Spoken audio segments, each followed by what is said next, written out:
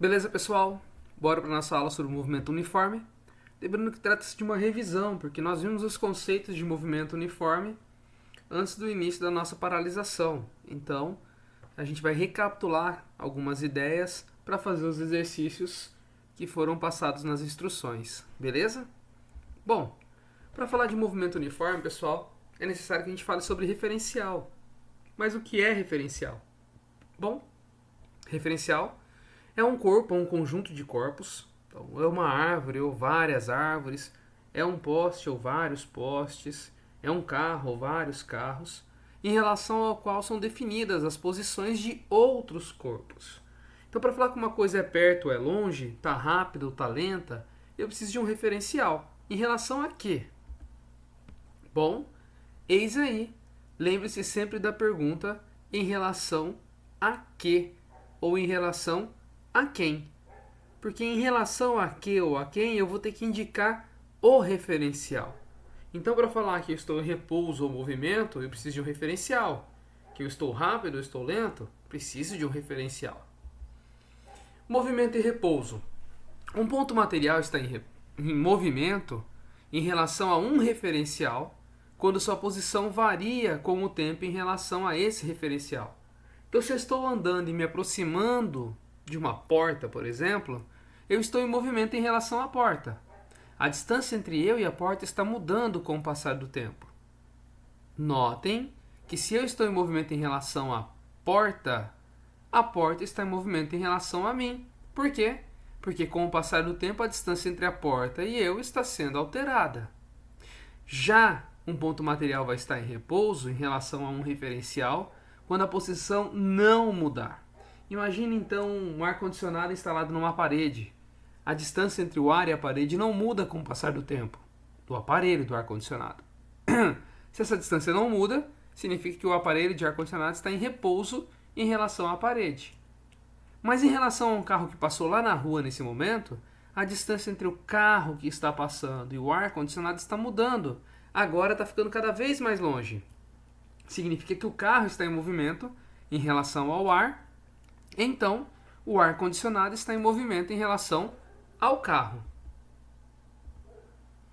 Pergunto: nós estamos em repouso ou movimento nesse instante? E aí, galera? Será que vocês, nós estamos em repouso ou em movimento em relação a esse instante? Isso depende de um referencial. Em relação a quê? Bom, eu estou sentado, em relação à cadeira eu estou em repouso. Mas em relação à Lua, eu estou em movimento, porque a Lua está passando, ora mais perto de mim, ora mais longe de mim. Por favor, pensem em mais exemplos. Lembre-se que toda vez que a distância for mudando, nós vamos ter um movimento. Se a distância entre os objetos não está mudando, nós temos repouso. Beleza?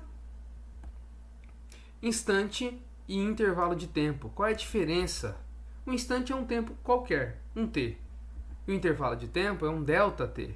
Um tempo final menos um tempo inicial. Veja interessante. Peguei a reportagem do site O Tempo, que diz que o Flamengo marca 2 gols no final e vira sobre o Atlético Paranaense. Isso ano passado, no Campeonato Brasileiro. Um trecho da reportagem. Nos minutos finais, o Flamengo foi para o abafa em busca do empate e conseguiu aos 44 minutos. Após o cruzamento de Everton Ribeiro, Bruno Henrique ganhou de Maddison pelo alto e testou para o gol. Na base da raça, aos 50 minutos, saiu o gol da vitória. Após o escanteio batido por René, Rodrigo Caio subiu e desviou de cabeça para o gol. Os instantes foram 44 minutos e o outro instante aos 50 minutos. Mas qual foi o intervalo de tempo entre um gol e o outro? Bom, dos 44 aos 50, 50 menos 44, levou 6 minutos como intervalo de tempo para sair os 2 gols. Beleza a diferença entre instante e intervalo de tempo? Vamos continuar. E velocidade média? Alguém lembra como calcula a velocidade média? A velocidade média é dada por ΔS sobre ΔT, onde o nosso ΔS é a posição final, o S2, menos a posição inicial, o S1. E o nosso ΔT? é o tempo final, T2, menos o tempo inicial, que aqui é representado por T1. E a função horária do espaço? Eu pego o meu V igual a ΔS sobre ΔT e abro ele. Quando eu abro ele matematicamente, é possível vocês encontrarem em vários lugares, não vou demonstrar aqui, nós temos que a posição final de um objeto depende da sua posição inicial, da velocidade que ele está e de quanto tempo está passando. Essa é a função horária do espaço. Notem que é uma função de primeiro grau.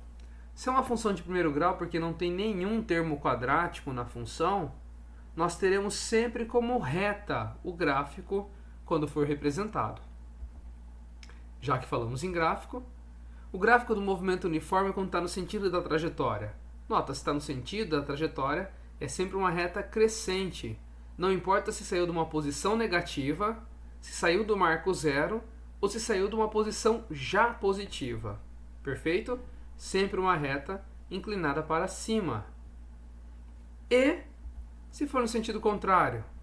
Bom, continua sendo uma reta, só que agora inclinada para baixo. Não importa se saiu de um ponto positivo, do marco zero ou de um ponto negativo. Beleza? As propriedades do gráfico. Bom, quando eu tenho um gráfico, então, de velocidade por tempo, como esse aqui que está no nosso livro didático, a velocidade é constante com o passar do tempo. De um tempo ao outro tempo, eu tenho um intervalo de tempo. Ó, V e ΔT. Se eu multiplicar o V vezes o ΔT, eu tenho o nosso ΔS. Por isso o livro fala para vocês, olha, a área é equivalente ao ΔS. A área da figura geométrica, porque é V vezes ΔT. Ou se preferir, base vezes altura, porque isso aqui é um retângulo. A área dessa figura geométrica é exatamente o deslocamento. Beleza, pessoal? Valeu então. Até mais.